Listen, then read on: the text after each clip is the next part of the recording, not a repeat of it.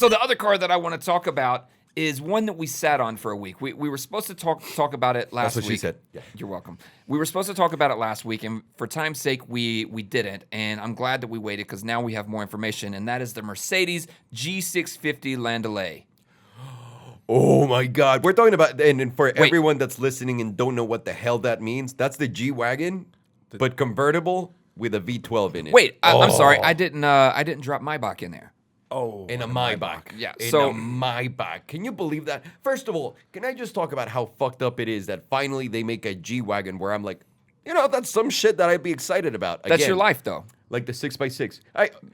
That's your life. That's like a bird shitting on you. Which Oh, already happened. man, oh, Which man. already happened. Thank you, guys. Thank you. That's exactly my fucking life. This is the story of my life. The one car, finally, the G-Wagon that I'm interested in, I would be like, babe, you want that car? No problem. Have it. Like, go at it. It's that car because it's a G-Wagon with a 65 engine, which is V12. way better The V12. than the V8. Yes. Yeah, than the V8. It's way smoother, right? Then you give it the Maybach treatment, so everything inside will feel like the moment you put your ass on that seat, you're gonna feel like there's babies massaging it. It's like, if you will. delicious. It'll be delicious. And then it's a convertible, right? So you get to like cruise and put some TVs in front of you. It's a real And boss you get car. to show everyone really how much money you have. Now- you really get to show everyone. Well, people that get to see you in the back just with the shot. yeah. The first time I saw Landaulet was in Cannes, and there was a fucking this really obese man. And I'm sorry if you're still very rich. I'm sure you are. He's a very obese guy, like older guy. He's like 50, 60 years old. Obese. He can barely fit in one of the sides of the car. I remember just thinking how baller it was. He was blasting Kanye West. But he was red like a fucking tomato, dude. He looked like a lobster that had been on the sun for so long. I feel like that's how rich people look That's in what those cars. Yeah, like, oh, the sun's just burning me, but I'm still so rich that I got to put up with it. You know what I'm saying? Yes. Like, he's just gonna sit there no matter how painful it is. The car is insane. They look great. I'm ready. I'm excited. The price point is extremely high, though. So here's what we know about the car right now. So like you said, it's a V12 with 630 horsepower, 737 pound-feet of torque. It's coming with the 6x6 axle. There's only going to be 99 units made. 99, dude. From what we know, it's not coming to the U.S. Nope, it's confirmed already. They already messaged me and said that, Alejandro, please don't ever message me again. And how did you get this number? How'd you get this number? Don't ever contact us ever again. So no cars for the U.S. And the price point on the car is $825,000. Bam. Can I ask you a serious question? Bam. Yeah. Let's say we went and bought a G65, took it to Vic. Up to 825. Do you think he could turn into that? Hang on a second. I'm making a serious question. This is a serious question. Yeah. I think you can, now that, because there's other convertible G-Wagons that have been made back in the day, right? Yes. The Landaulet doesn't have a system which is unique and proprietary to the roof where it hides somewhere. It's a very fucked up system. Anyone can do that. And I'm not like, I'm not cutting Vic short here by saying like anyone can do it. I'm saying if you go to a good place and they just look at the other mechanism, compare, they'll know where to make the cut and they'll be able to do that. No, but my question is, do you think so? The stickers, the stickers like 220. How much can we get off on that? 20. Let's say 200 grand for the car. No. You buy a salvage one. That's the idea, dude. You buy a salvage one and take it to Vic. Why not? I'm not Armenian. Okay. Okay. Let's say we buy a brand new one, 200 grand. You buy 65. You have to get it for like 222. No, but we'll get like 20 grand off on that, right? At least. I don't know if the G65s are like not hot. Let's say 220. Let's say we have a budget of $600,000. We could.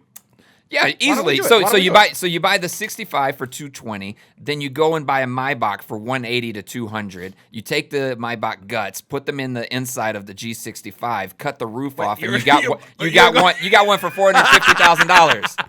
What are you, Scott Storch over here? He already went way over budget right here, Mr. Storch.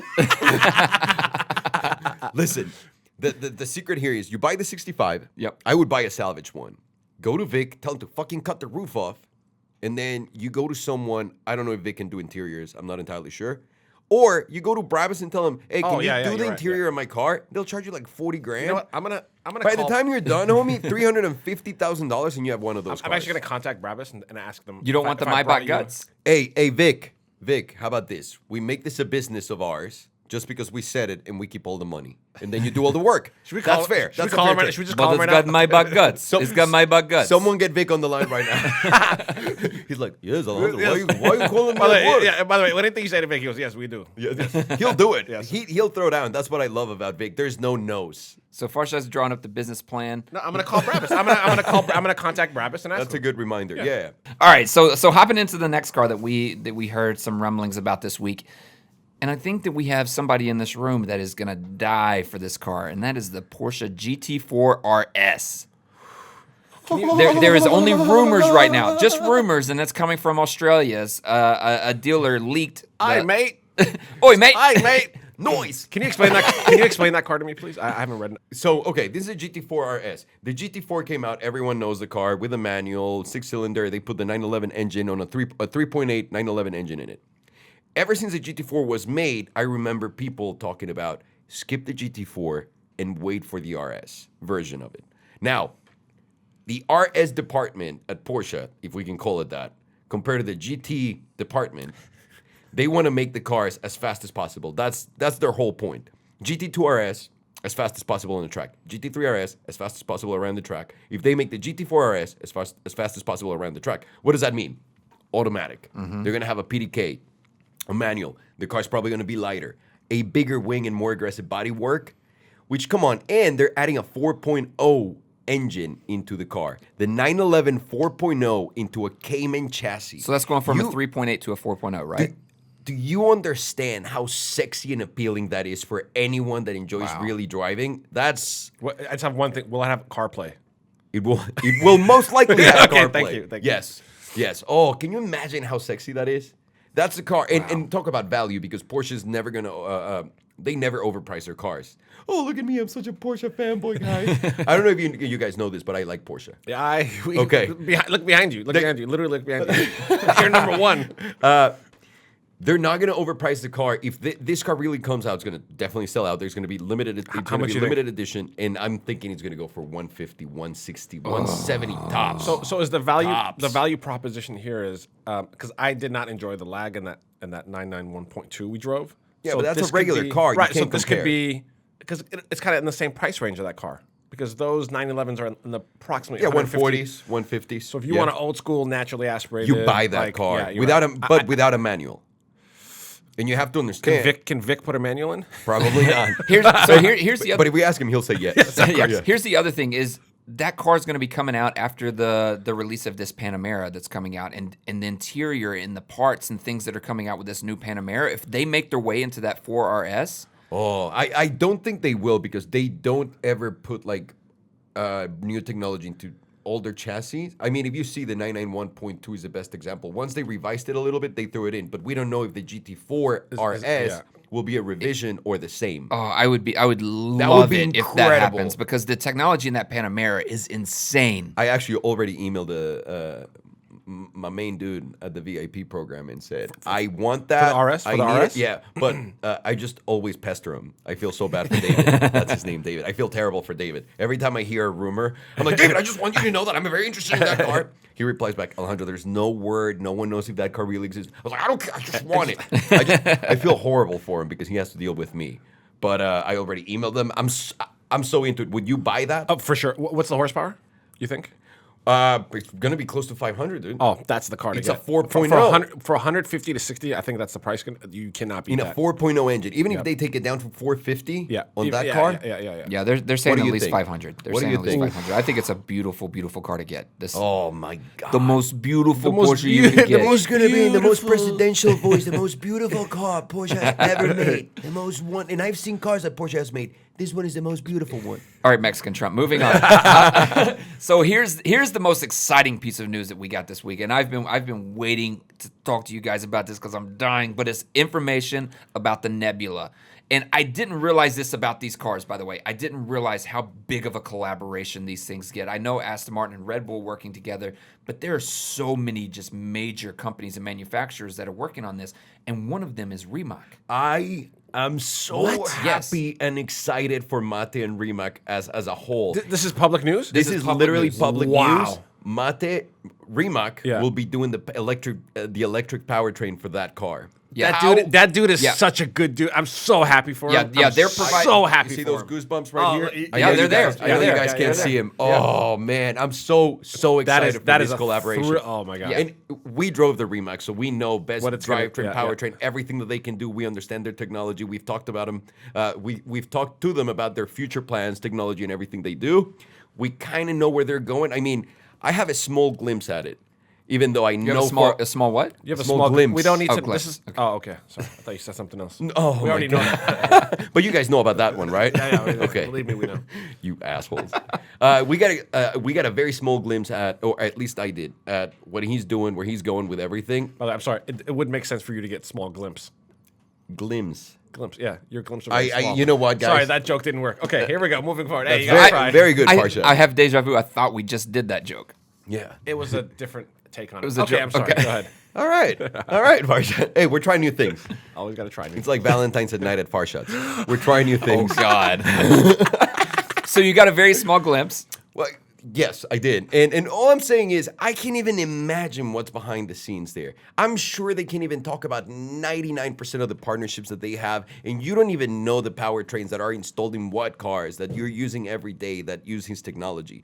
I mean, their company's so solid with Yes. everything they're doing, and they're going to be the leading technology company to go electric for any car manufacturer. And Yes. also remember, and this is the most exciting part about this, and obviously I'm not aware if this is going to be the case or not, but Aston Martin and Red Bull are partnering up with Rimac for this car.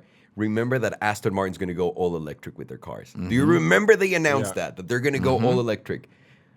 It makes me believe. It leads me to believe that Rimac is going to be doing all of their powertrains. Why wouldn't they? Why wouldn't Which they? they already have plenty of versions available and ready to go, which makes it a reality. I think this could be a speculation lane too, right? Which leads me to believe this is going to be just an epic partnership, and I'm just so fucking excited for Mate. And I love these cars. The Nebula 1-to-1 power to weight ratio. Yeah, so here's what we know about this car so far, and they promised us a hybrid V12. That's what they said. They did deliver. They're delivering a Cosworth 6.5 liter naturally aspirated V12 engine, and I don't know if you guys know much about Cosworth and the engines that they make, but They've done a couple of good ones. a couple of amazing ones, and you don't see a lot of them in road vehicles right now, but in F1. Their engines that they make in F1 have won 176 podiums. Wow. So they don't have any experience. 176. They're second, only behind Ferrari. Just want to let you know that. Which Which they're going to take over that very, very. What is no the doubt. output? What is the output of the V12? So the output is 900 horsepower at a 1-to-1 ratio. They haven't really gotten they haven't gotten the number down, but what they're aiming for is 100% that 1-to-1 power to weight ratio. It's interesting that they're trying to save Mercedes is weight. doing the same I know thing. they're trying to save weight, and they're putting a big V12. No. in it. I didn't. No. Think they were gonna. I don't think the V12s are also as heavy as they were back in the day, and also they're not. They're not. And the powertrain, the electric drivetrain here, and the powertrain in here, it's going to be a lighter one. It's not going to be a big part of it. It's going to be like in the LaFerrari, which is just a small percentage of it for the instant torque. Got it.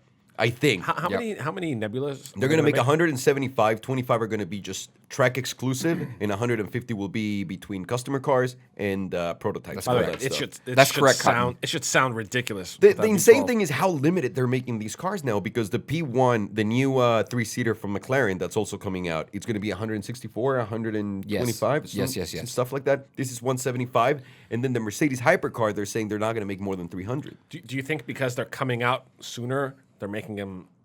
I less don't of them? understand why they're making them smaller when clearly the market's open for more people to buy I think them. it's the overhead. It's the overhead and the cost to actually make this, and that's why it makes sense to do such a huge collaboration with so many companies, because everybody wants to put their name in the hat. Everybody's contributing. Everybody's being part of it. And when you have that many people working together, it eliminates a lot of that overhead that the company would be taking on to manufacture. Look at what happened to Bugatti when they did the Veyron, and the cost of R&D and what'd you say, $6.5 million is what it cost per car. car, but That they was were, net, like for every yeah. car that Oh, they they spent. they lost like so $3.5 much. million, $4 million per car. Yeah. yeah. So and that's a company that's taking on most of the project themselves. But when you look at this right here, I mean, you have companies that are all working together on the same thing, which is exactly what the United States isn't doing right now. They're working against everybody else.